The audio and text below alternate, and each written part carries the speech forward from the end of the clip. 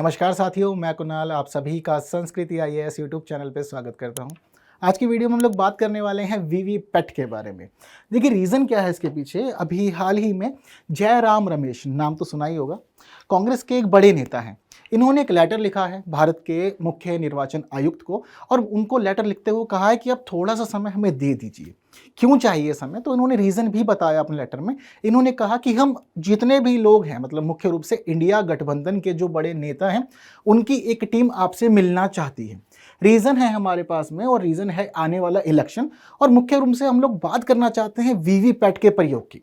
अभी क्या हो रहा है कि देश भर में चुनाव कहीं भी होते हैं, वीवीपैट लगाए जाते हैं, लेकिन वीवीपैट को कभी भी मुख्य रूप से नहीं चुनाव में उपयोग किया जाता। और उसकी जो पर्चियां होती भी है ना, कभी भी मतगणना के समय उनको कैलकुलेट बहुत अधिक पैमाने पर नहीं किया जाता। एक लिमिटेड तो किया जाता है, पर ऐसा नहीं है कि बहुत अधिक किया जाता हो। तो हम लोग देख रहे हैं कि लगातार विपक्ष जो है अलग अलग चुनावों में ईवीएम को मुद्दा बनाता है, कहता है कि ईवीएम में गड़बड़ी हुई है, चुनाव में धांधली हुई है और चुनाव का छेड़छाड़ हुई है, हम जीत रहे थे लेकिन हम फिर भी हार गए, ऐसे आरोप लगाए जाते हैं। हालांकि हमने पहले भी देखा है कि जो इलेक्शन कमीशन है उसने इनवाइट किया था सभी लोगों को कि आप आइए, जितने भी लोग हैं चैलेंज करना चाहते हैं ईवीएम हैकिंग को, आप आइए, चैलेंज कीजिए, हैक करके दिखाइए, सबका स्वागत है। पर उस समय कोई नहीं गया था। लेकिन अब यह जो लेटर गया है मुख्य रूप से वीवीपैट पे सेंटर्ड है और उन्होंने कहा है कि हम थोड़े से सुझाव देना चाहते हैं और कुछ डिस्कस करना चाहते हैं आने वाले चुनावों के लिए।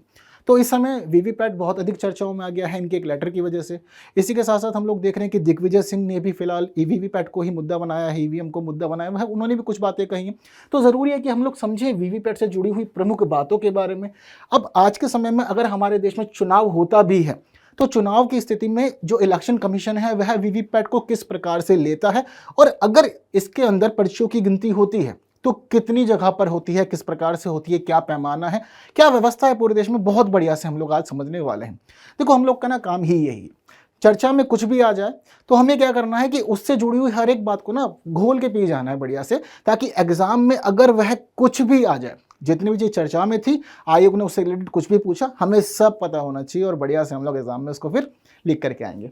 चीज़ें क्लियर हैं? तो बेहद खास सेशन है आज का और बहुत सारी चीज़ें आप लोग को जानने समझने को मिलने वाली है। लेकिन उस सबसे पहले ज़रूरी है कि आप लोग एक प्रश्न देख लीजिए। कुछ एक इस प्रकार का प्रश्न आने वाले एग्जाम में आ सकता है, आप लोगों से पूछा जा सकता है वीवीपैट से रिलेटेड जो होगा। तो यदि आप लोग चीज़ों को पहले ही जानते हैं तो आंसर बस कुछ नहीं करना, कमेंट करना है। और ये पूरा सेशन आप लोग के मेंस के लिए भी खास है, क्योंकि यह एक प्रमुख चुनाव सुधार है और चुनाव सुधार पहले भी बहुत बार परीक्षा में पूछे जा चुके हैं। ठीक है चीज़ें, चलिए आगे बढ़ते हैं। तो किस प्रकार से इंडिया गठबंधन के अंदर मतलब जयराम रमेश साहब ने एक लेटर भेजा है, मुख्य मुद्दा रखा है वीवीपैट के उपयोग पर चर्चा करनी है, सुझाव देने हैं और वीवीपैट्स के पर्चियों की 100% सत्यापन की बात इन्होंने करनी है। अभी क्या होता है कि मुख्य रूप से ईवीएम के ही वोट्स काउंट होते हैं। कुछ ईवीएम्स ऐसी होती हैं जिनसे पर्चियां ली जाती हैं वीवीपैट की और मैच किया जाता है कि बिल्कुल ठीक रहा मामला या फिर कुछ अलग है या वेरी किया गया, कुछ जगह पर है। तो अभी हम लोग की जो मतगणना होती है वह मुख्य रूप से ईवीएम के आधार पर ही होती है। अब लगातार विपक्ष जो है, यानी कि जो इंडिया गठबंधन है, वह यह डिमांड कर रहा है कि जिस प्रकार से ईवीएम की काउंटिंग होती है, हम चाहते हैं कि ईवीएम के साथ साथ 100% वीवीपैट स्लिप्स की काउंटिंग भी होनी चाहिए। यह हमारे देश के लिए अब जरूरी है, एक बड़ी डिमांड है। तो इससे संबंधित ही सारी बातचीत होने वाली है। समझते हैं कि ईवीएम और वीवीपैट हमारे लिए क्यों खास है, और वीवीपैट बहुत अधिक समय से तो नहीं, लेकिन जब से भी यह आ रही है, प्रचलन में उपयोग किया जा रहा है, क्या क्या चीज़ें बदली हैं। तो देखिए, इसको कहा जाता है voter verifiable paper audit trail, VVPAT. इसको मुख्य रूप से ईवीएम से जोड़ा जाता है और ईवीएम से जोड़ने के बाद जब कभी भी कोई व्यक्ति अपना वोट कास्ट करने जाता है और जैसे ही वह अपने पसंदीदा उम्मीदवार के सामने वाला बटन दबाता है, तो उसी समय वीवीपैट के अंदर जो छोटा सा प्रिंटर लगा होता है, वह छोटा सा प्रिंटर आपके उम्मीदवार का नाम, उसका नंबर और उसका चुनाव चिन्ह प्रिंट करता है एक छोटी सी स्लिप पे। और यह जो स्लिप होती है, यह स्लिप 7 सेकंड के लिए दिखाई देती है। मुख्य रूप से इस स्लिप को दिखाने का अर्थ सिर्फ इतना है कि आपने जिस व्यक्ति को वोट दिया था वही व्यक्ति को वोट प्राप्त हुआ है, और साथ साथ आप यह सुनिश्चित कर लें देख करके कि हाँ, यह वही व्यक्ति है जिसका बटन दबाया गया। और अगर आने वाले समय में कभी भी मतगणना को लेकर के कोई भी क्रिटिसिज्म उठता है, कोई भी आलोचना होती है, उस दौरान उन्हीं पर्चियों का उपयोग करते हुए दिखाया जा सके कि हाँ, किस प्रकार से ईवीएम और वीवीपैट की स्लिप मैच कर रही है या नहीं कर रही है, हर एक चीज इसके माध्यम से सत्यापित हो सकती है। तो इसी उद्देश्य से शुरू किया गया था यह पूरी के पूरे काम। और इसकी अगर पहल जो हम मानते हैं वह मानते हैं वर्ष 2010 से। वर्ष 2010 में इलेक्शन कमीशन ने भारत की बड़े राजनीतिक दलों के साथ एक बैठक की। बैठक का मुख्य उद्देश्य सिर्फ इतना ही था कि चलो आओ चुनाव सुधारों पे बात करते हैं, कैसे हम भारत के लोकतंत्र को और मजबूत कर सकते हैं और किस प्रकार से हम लोग हमारी चुनाव प्रक्रिया को पारदर्शी बना सकते हैं। इस पर आइए कुछ बातचीत करते हैं, बैठते हैं, चाय पानी नाश्ता करेंगे और ऐसे विचार प्रस्तुत करेंगे। सब काम हुआ। जिस समय यह सब चीजें हुई तो एक विवाद यहां पर यह था कि हम लोग देश भर में ईवीएम का उपयोग कर रहे हैं, डब्बे के अंदर क्या है, कैसे बटन दबा, कैसे चीजें अरेंज हुई, हमें क्लियर नहीं होता। कुछ ऐसा हो कि जिसने बटन दबाया है, जिसने वोट दिया है, वह यह तो जान जाए कि वोट जिस व्यक्ति को दिया गया है क्या उसको ही प्राप्त हुआ है। तो कुछ एक ऐसा वेरिफिकेशन के लिए सिस्टम होना चाहिए। तब उसके बाद फिर यह जो विचार आया था, विचार आने के बाद में फिर इलेक्शन कमीशन ने अपनी टेक्निकल टीम को भेजा कि पॉलिटिकल पार्टीज ऐसा ऐसा कह रही हैं, क्या कुछ हो सकता है, कुछ कर सकते हैं हम। तो टेक्निकल टीम ने भी सोचा कि विचार तो अच्छा है लेकिन कैसे संभव होगा और कैसे हम किसी के लिए सत्यापित कर सकते हैं कि आपने किसको वोट दिया है वह आपको दिख जाए। तो यह सारी बातचीत जो थी, ये सारी बातचीत पहुंच जाती है बाद में भारत इलेक्ट्रॉनिक्स लिमिटेड और इलेक्ट्रॉनिक्स कॉर्पोरेशन ऑफ इंडिया के पास। कौन है ये? तो देखिए यह वही कंपनी है जो भारत के लिए ईवीएम बनाती है।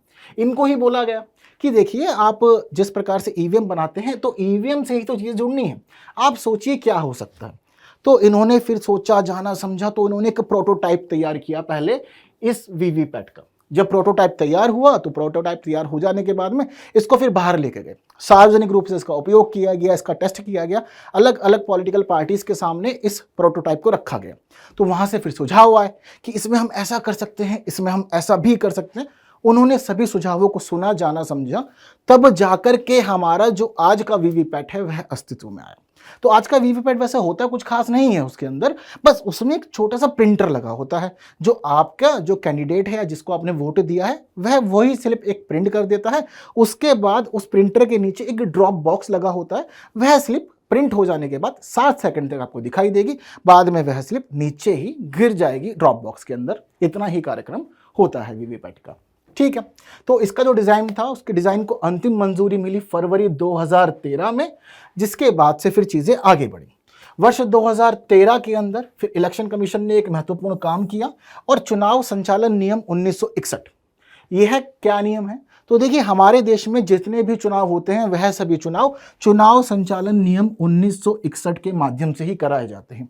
यह आप लोगों के लिए इस मामले में भी खास है क्योंकि आयोग कहीं भी इसका प्रयोग कर सकता है। यदि चीज़ों को आप याद नहीं रखते तो कुछ ना कुछ गड़बड़ी हो सकती है। तो वर्ष 2013 में इलेक्शन कमीशन ने वीवीपैट को चुनावी प्रक्रिया में शामिल करने के लिए इस नियम में संशोधन किया, क्योंकि हमारे देश में जब कभी भी चुनाव होता है तो इसी के अंदर जो प्रोसीजर हैं, जो चीजें इसमें स्वीकार की गई हैं, उन्हीं का ही प्रयोग किया जा सकता है, किसी और का प्रयोग नहीं किया जा सकता। तो इसलिए जरूरी था कि पहले इन नियमों में संशोधन किया जाए और संशोधन करते हुए वीवीपैट को इसमें शामिल किया जाए। जब संशोधन हुआ, वीवीपैट उन उपकरणों में शामिल हो गया जिनका उपयोग भारत के चुनाव में किया जा सकता है। तब उसके बाद फिर इलेक्शन कमीशन ने इसका प्रयोग शुरू कर दिया था। कहां पर हुआ? तो सबसे पहले वर्ष 2013 में नागालैंड के नॉक्सेन विधानसभा क्षेत्र में 21 मतदान केंद्रों पर वीवीपैट का प्रयोग हुआ था। फिर चीजें धीरे धीरे बढ़ी, लेकिन बहुत अधिक स्तर पर नहीं हो सकी। लगभग इस सभी प्रक्रियाओं को पालन करने में, लागू करने में 4 साल का समय लगा और वर्ष 2017 के अंदर जब चुनाव हुए थे तो वहां पे वीवीपैट का 100% प्रयोग किया जाने लगा था। 2019 का चुनाव हमारे देश का पहला ऐसा आम चुनाव था जहां पर वीवीपैट का 100% यूज किया गया था। यह बात भी आपको याद रखनी है। तो इससे हमें यह भी पता लगता है कि वर्ष 2019 का चुनाव एकमात्र ऐसा चुनाव है जो वीवीपैट से संबंधित है। अगर हम वर्ष 2014 के चुनावों की बात करें तो यह मुख्य रूप से ईवीएम पे आधारित था और ईवीएम के अंदर जैसी काउंटिंग हुई, जो हमारे सामने नतीजे दिखाए गए, वह सिर्फ इस पे ही आधारित थे।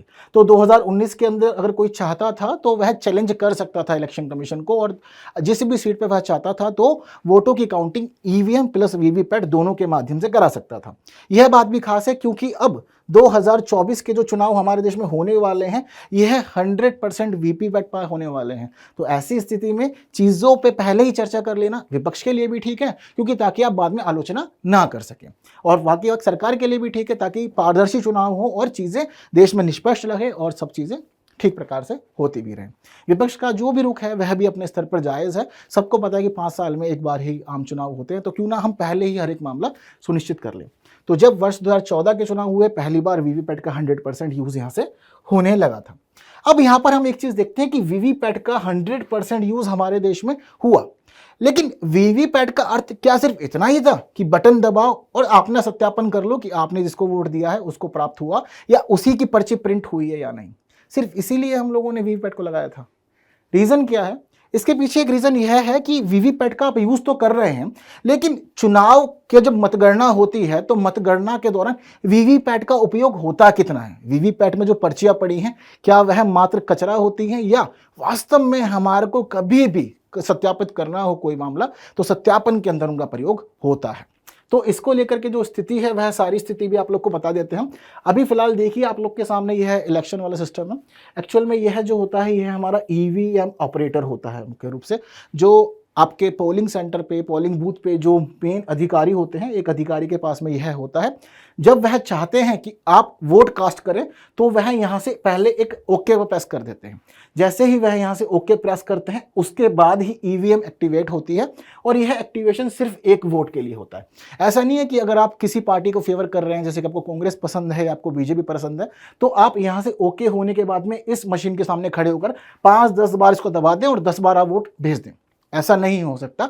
अगर यहां से ओके हुआ है तो यह सिर्फ एक बार के लिए हुआ है। आप जैसे ही एक बार कोई बटन प्रेस कर देंगे, एक बीप साउंड होता है, और बीप साउंड होने के बाद में मशीन तुरंत डीएक्टिवेट हो जाती है। इसको फिर एक्टिवेट करने के लिए फिर एक बार यहीं से ही ओके करना पड़ेगा, तब जाकर के यह दोबारा एक्टिवेट हो पाएगी, अदरवाइज नहीं।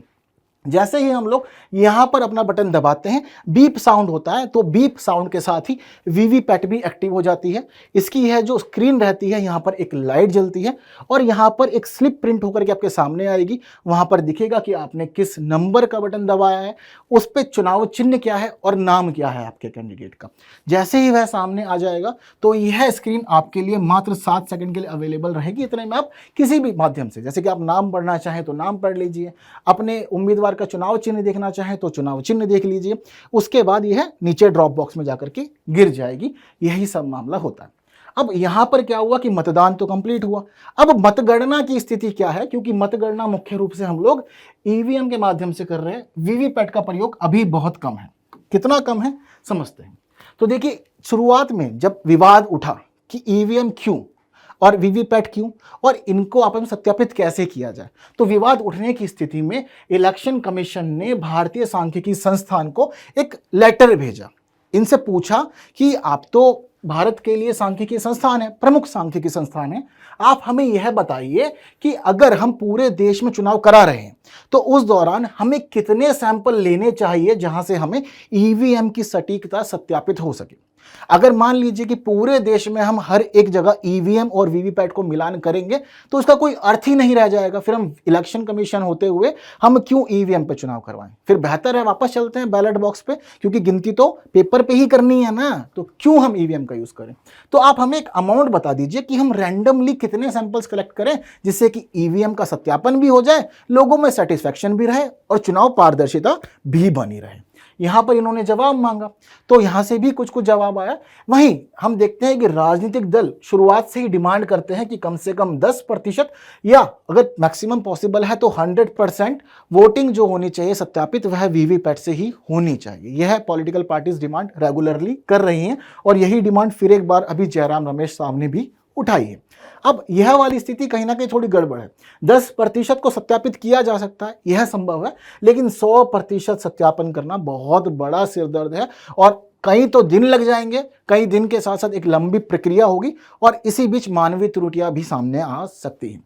तो यह इनकी डिमांड थी। बट इस सब के बावजूद हमने देखा कि कुछ मामलों पे सहमति बनी और इलेक्शन कमीशन ने क्लियर भी किया कि कितनी जगह पर हम लोग ईवीएम और वीवीपैट को सत्यापित कर रहे हैं या करेंगे।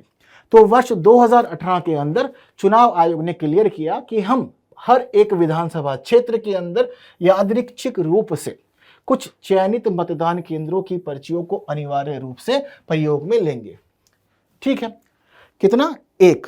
अभी शुरुआत हुई थी 2018 में। 2018 में इन्होंने इतना कह दिया था कि एक विधानसभा क्षेत्र के अंदर कोई भी हम एक रैंडम बूथ चुनेंगे, एक रैंडम ईवीएम चुनेंगे, रैंडम वीवीपैट चुनेंगे और हम देखेंगे कि वह ईवीएम के वोट्स और जितनी स्लिप्स वीवीपैट में पड़ी हुई हैं मैच कर रही हैं या नहीं कर रही हैं। यह शुरुआत अवस्था थी, बिल्कुल एक पे ही एक, ठीक। लेकिन क्या हुआ कि जिस समय यह प्रक्रिया शुरू हुई तो फिर ऑपोजिशन ने विवाद किया कि आप एक ही विधानसभा क्षेत्र के अंदर आप एक ही ईवीएम और वीवीपैट का मिलान कर रहे हैं। ये थोड़ा सा गड़बड़ है, बहुत ही कम है और इसके माध्यम से हम लोग सत्यापित नहीं कर सकते चीजें क्योंकि बहुत ही इसका स्तर कम है। तो इसको लेकर के एक नेता है टीडीपी के चंद्रबाबू नायडू साहब। तो नायडू साहब ने क्या किया कि सुप्रीम कोर्ट के अंदर लगा दी पिटीशन कि इलेक्शन कमीशन गड़बड़ कर रहा है, सुधार की आवश्यकता है। तो पूछा गया सुधार क्या होना चाहिए। इन्होंने कहा कि जो ये सत्यापन प्रक्रिया है इसकी संख्या बढ़ाई जानी चाहिए। जरूरी नहीं है कि आप किसी एक को ही रैंडमली चुने, आप इसको बढ़ा सकते हैं, ठीक है। तो यहां पर अब सहमति बनती है कि एक विधानसभा क्षेत्र के अंदर एक विधानसभा सीट पे 5 मतदान केंद्रों को चुना जाएगा और 5 मतदान केंद्रों को रैंडमली चुन करके हम वोट्स को काउंट करेंगे कि कितना हो रहा है, कितना नहीं बैठ रहा। अब यह समझ लीजिए कि वर्ष 2019 से स्थिति जो है वह यही बनी हुई है कि लगातार एक विधानसभा क्षेत्र में 5 मतदान केंद्रों को चुना जा रहा है और वहां पर ईवीएम और वीवीपैट का मिलान किया जा रहा है। लेकिन अभी भी स्थिति सुधरी नहीं है क्योंकि लगातार आलोचना होती है, हम लोग देखते हैं कि ईवीएम को क्रिटिसाइज किया जाता है। तो इसीलिए अब बातचीत चल रही है कि कुछ ऐसी व्यवस्था हो कि 100% हम ईवीएम और वीवीपैट को मिलाएं, पूरी तरह से सारी पर्चियां काउंट हो, जिससे कि हमें सेटिस्फैक्शन भी हो कि सब चीजें ठीक है। तो यह डिमांड लगातार हो रही है। क्या क्या डिमांड कर रहा है गठबंधन? तो गठबंधन की तरफ से डिमांड हो रही है कि पर्ची के बॉक्स में गिरने की जगह आप मतदाता को दे दें। अभी मैंने आपको बताया कि जब कभी भी स्लिप प्रिंट होती है तो वह 7 सेकंड के बाद ड्रॉप बॉक्स में गिर जाती है। तो जो विपक्षी गठबंधन है वह फिलहाल इस समय यह डिमांड कर रहा है कि जो पर्ची निकले वह पर्ची आप ड्रॉप बॉक्स में ना गिराइए। क्या करना है, वह पर्ची आप मतदाता को दे दीजिए, बाहर भी लेके नहीं जाना है। ऐसा भी नहीं है कि मतलब बाहर लेके आप घूमोगे दिखाओगे कि देखो मैंने इसको वोट किया है, इतना भी नहीं सोचना है। क्या करना है, जो स्लिप निकली तो यह कह रहे हैं कि जो वोटर है वोटर को दे दीजिए, वोटर एक दूसरे बॉक्स में जाकर के अपनी मर्जी से उसको डाल देगा। यह इन्होंने एक डिमांड की है। एक अलग इसके लिए पेटी बनाई जानी चाहिए। इसके साथ साथ इनकी दूसरी डिमांड यही है कि पर्चियों का 100% वेरिफिकेशन होना चाहिए, यानी कि आप ईवीएम में जितने वोट देख पा रहे हैं उनकी एक एक गिनती वीवीपैट की स्लिप से भी मैच करनी चाहिए। यह पूरे देश में सभी लोकसभा क्षेत्र के अंदर आने वाले चुनावों में होना चाहिए, ये इनकी डिमांड है। यह चाहते हैं कि दोहरा सत्यापन हो, जैसे कि आजकल हम लोग हर जगह देख रहे हैं कि डबल वेरिफिकेशन की मांग हो रही है, तो इलेक्शन के अंदर भी डबल वेरिफिकेशन यह चाह रहे हैं। आपका क्या विचार है? विपक्षी गठबंधन ठीक चाह रहा है या फिर सब चीज़ें ठीक चल रही है? क्योंकि देखिए हम लोग क्या देख पाते हैं कि भारत का ना भौगोलिक क्षेत्र बहुत ज़्यादा बड़ा है। अब इतने बड़े भौगोलिक क्षेत्र में आप चुनाव भी करा रहे हैं और चुनाव कराने के बाद एक एक पर्ची को गिनने का मतलब यह है कि एक हफ्ते में जाकर हमें पता लगेगा कि कौन सरकार बनाएगा और कौन प्रधानमंत्री होने वाला है। यह प्रक्रिया बहुत लंबी हो जाएगी और एक अच्छी खासी टीम चाहिए होगी और डे नाइट काम करना पड़ेगा, तब जाकर के चीज़ें पॉसिबल हो पाएंगी। तो यह एक बड़ा ही चुनौतीपूर्ण कार्य भी है। तो इसी वजह से तो यह इनोवेशन हुआ था और चुनावों को चीज़ों को ईजी करने के लिए हम लोगों ने ईवीएम को लाए थे ताकि चीज़ें सॉल्व रहें और जल्दी जल्दी चीज़ें हो पाएं। काफ़ी चीज़ें ठीक भी हुई पर विवाद लगातार चल रहे हैं। ऐसे ही कुछ विवाद पहुंचे थे इलेक्शन कमीशन के पास। सुप्रीम कोर्ट ने भी प्रश्न पूछे जिसके बाद इलेक्शन कमीशन ने कुछ जवाब दिए। जवाब जरूर सुनिएगा क्योंकि आपके लिए खास है। इलेक्शन कमीशन ने बताया कि देखिए जब कभी भी चुनाव होते हैं तो हम रेगुलरली वेरीफाई कर रहे हैं। ऐसा नहीं है कि हम लोगों ने वेरीफाई करना बंद कर दिया। हम लोगों ने जो पैटर्न फिक्स किया था कि एक विधानसभा सीट पर 5 रैंडमली मतदान केंद्रों को चुना जाएगा और मतदान केंद्रों को चुन करके हम उनकी ईवीएम और वीवीपैट की स्लिप को मैच करेंगे। यह काम हम लोग रेगुलर बेसिस पे कर रहे हैं, चाहे चुनाव किसी भी स्तर पर हो। ऐसा नहीं है कि मतलब हम लोगों ने आज तक नहीं किया। और हम लोगों ने जितनी भी जगह पर किया है ना, आज तक कभी भी मत हस्तांतरण का कोई मामला नहीं आया। लोग कहते हैं ना कि हम लोग चाहते थे कि हम लोग वोट दें कांग्रेस पार्टी को, हमने बटन कांग्रेस का दबाया लेकिन वोट तो बीजेपी को चला गया। क्लेम करते हैं बहुत सारे लोग। बहुत सारे लोग का ये भी कहना है कि हम लोगों ने वोट दिया आम आदमी पार्टी को, वोट चला गया फिर बीजेपी को। बड़ा गड़बड़ है जी। तो ऐसी स्थिति में क्या हुआ कि इलेक्शन कमीशन ने खुद क्लियर किया कि देखिए बहुत जगह पर रैंडमली हम लोगों ने लगातार चेक किया है, वेरीफाई किया है, जितने वोट ईवीएम दिखाता है उसी प्रकार की ही वीवीपैट स्लिप्स भी होती हैं। ऐसा कोई मामला आज तक नहीं आया है। और अगर ऐसा मामला है कभी भी तो आप वीवीपैट स्लिप को अपने पोलिंग सेंटर पे देख सकते हैं, पोलिंग बूथ पे देख सकते हैं। तो पोलिंग बूथ पे ही जो वोटर आ रहा है वो वोटर वहीं पे ही चीज़ों को क्रिटिसाइज क्यों नहीं कर रहा है। यदि उसने देखा कि स्लिप में गड़बड़ है, कुछ हो रहा है, तो आप लगातार वहीं पर ही चीज़ें उठा सकते हैं।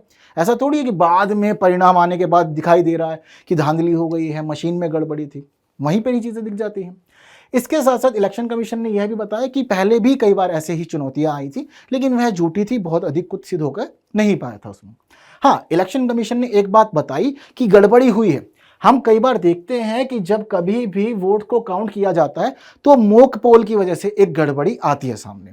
अब मोक पोल क्या होता है, बहुत सारे लोगों को हो सकता है पता हो, बहुत सारे लोगों को हो सकता है नहीं पता हो। मैं बताता हूँ, क्योंकि मोक पोल मैंने ना कई बार किया है और ज़िंदगी में ना हर चीज़ एक्सपीरियंस कर लेनी चाहिए, ठीक है ना, मज़ा आता है। तो काफ़ी पहले की बात है, उस समय मैं पोलिंग एजेंट बना था। हाँ, कोई पॉलिटिकल पार्टी थी, पॉलिटिकल पार्टी ही बनाती है। तो पॉलिटिकल पार्टी की तरफ से मैं एक पोलिंग एजेंट के रूप में वहाँ गया था। तो जब आप सुबह पहुँचते हैं, जो जितने भी पोलिंग एजेंट बनाए जाते हैं तो उनके लिए एक समय सीमा निर्धारित होती है कि आपको सुबह 6 बजे तक आ जाना है, क्योंकि मशीन वगैरह सेटअप होना शुरू हो जाती है। तो अलग अलग पार्टी की तरफ से अलग अलग पोलिंग एजेंट्स जो होते हैं वह वहाँ पहुँचते हैं। जब वह वहाँ पहुँचते हैं तो उन सभी के सामने ना मॉक पोल कराए जाते हैं, ताकि वह सभी लोग यह सत्यापित कर दे कि मशीन ठीक काम कर रही है या नहीं कर रही है। और सबके बाकायदा साइन होते हैं, जितने भी लोग अंदर जाते हैं उनके पास अपनी पार्टी की एक सील भी होती है, वह सील भी लगाई जाती है उसके ऊपर, ठीक है। तो मॉक पोल होते हैं तो क्या किया जाता है कि पहले ओरली बहुत अधिक वोट नहीं पड़ते, जैसे मान लीजिए 10-10 वोट डाल लिया, तो 10-10 वोट पहले ही सबको पता हो तो डालने हैं, तो 10-10 वोट डलवाए जाते हैं। हर पार्टी वाले से अपने वाला बटन ही दबाया जाता है और उसको पता होता है कि कितने दबाए, 10 दबाए, ठीक है। फिर उसके बाद एक छोटी मशीन अटैच की जाती है और उसको फिर दिखाया जाता है कि आपने कितने वोट डाले थे और काउंटिंग में उतना ही आ रहा है या नहीं आ रहा। यह होती है मॉक पोल की स्थिति। तो ईवीएम के लिए इलेक्शन कमीशन ने खुद ये बात माना है कि जब हम लोग शुरू में मॉक पोल कराते हैं तो बहुत बार मशीन को रिसेट करना भूल जाते हैं, जिसकी वजह से कुछ वोटों का हमें अंतर दिखता है जो पर्चियों से मेल नहीं खाता। तो यह मॉक पोल का होता है, बहुत अधिक नहीं होता, 10, 15, 20 वोट का ही हमें यह सिस्टम दिखता है। तो मॉक पोल की स्थिति कुछ इस प्रकार होती है जिसमें थोड़ी त्रुटियां आ सकती हैं। इसके साथ साथ ही इलेक्शन कमीशन ने कहा कि हम ये सोचते हैं, सुनते हैं कि 100% वेरिफिकेशन की मांग हो रही है, लेकिन अगर 100% वीवीपैट स्लिप को हम लोगों ने काउंट करना शुरू किया तो देश फिर दोबारा शुरुआत में पहुंच जाएगा और जैसे बैलेट काउंटिंग होती थी फिर दोबारा वैसी होगा, तो ईवीएम का महत्व ही खत्म हो जाएगा। तो यदि हम लोग वह करेंगे तो ईवीएम लगाने की हमें ज़रूरत ही नहीं, फिर दोबारा फिर ठप्पा मारो, पर्ची मोड़ो और डब्बे में डालो वाली स्थिति ही बन जाएगी।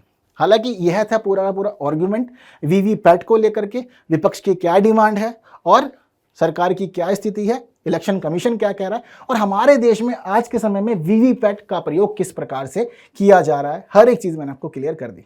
हालांकि 2024 का चुनाव भी पास है, देखते हैं क्या होगा, लेकिन ये बात भी सबको एक खास पता है कि चुनाव हो या कोई और प्रतियोगिता, सामने एक बड़े और मजबूत प्रतिद्वंदी का होना ज़रूरी है। यदि सामने प्रतिद्वंदी नहीं होता तो चुनाव प्रक्रिया हो या कोई और चीज़, वह अपने आप ही एक तरफ झुक जाती है। यह सर्वदा सत्य है, ठीक है। तो यह था पूरी की पूरी क्लास। उम्मीद करता हूँ कि चीज़ें क्लियर हुई होंगी। एक प्रश्न जो मैंने आप लोग को शुरुआत में दिखाया था कुछ इस प्रकार का था, तो आप लोग अब इसका आंसर कमेंट कर सकते हैं। बहुत इजीली सब चीज़ें आप अब जान गए हैं। इसके साथ साथ ही मेंस के नोट्स ज़रूर बनाइएगा, आप लोग के एग्जाम के लिए बहुत ज़्यादा ज़रूरी है। और सेशन पसंद आया तो बाकी साथियों तक ज़रूर शेयर करना है। बहुत सारी महत्वपूर्ण खास बात है आप सभी के लिए, लाइक के बिना भी नहीं जाना। हाँ, आपको आंसर भी चाहिए होगा तो देखिए आप लोग की स्क्रीन पर है। उम्मीद करता हूँ सही रहा होगा। चलिए अगली वीडियो में फिर मुलाकात करते हैं कुछ नई बातों के साथ। तब तक के लिए विदा दीजिए। Thank you so much.